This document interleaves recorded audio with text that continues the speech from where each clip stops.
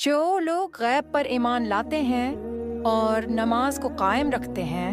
اور ہمارے دیے ہوئے مال میں سے خرچ کرتے ہیں، اگرچہ قرآن کریم نے صحیح راستہ ہر ایک کو دکھایا ہے، خواہ وہ مومن ہو یا کافر، اس لیے عثمانی کے لحاظ سے اس کی ہدایت سب کے لیے ہے، لیکن نتیجے کے اعتبار سے دیکھا جائے تو اس ہدایت کا فائدہ انہی کو پہنچتا ہے جو اس کی بات کو مان کر اس کے تمام احکام اور تعلیمات پر عمل کریں۔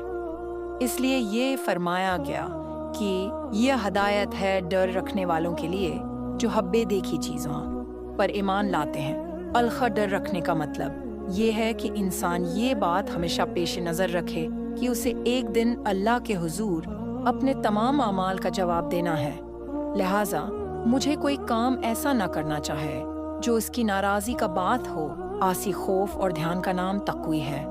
اب دیکھی چیزوں کے لیے قرآن کریم نے غیب کا لفظ استعمال فرمایا ہے۔ اس سے مراد وہ چیزیں ہیں جو آنکھوں سے دکھائی نہیں دیتے، نہ ہاتھ سے چھو کر یا ناک سے سونگھ کر انہیں محسوس کیا جا سکتا ہے، بلکہ وہ صرف اور صرف اللہ تعالی کی وحی کے ذریعے معلوم ہوتی ہیں، یعنی یا تو قرآن کریم میں ان کا ذکر ہے یا آن حضرت نے وحی کے ذریعے وہ باتیں معلوم کر کے ہمیں بتائی ہیں، مثلا اللہ تعالی کی صفات، جنت و دوزخ کے حالات، فرشتے وغیرہ۔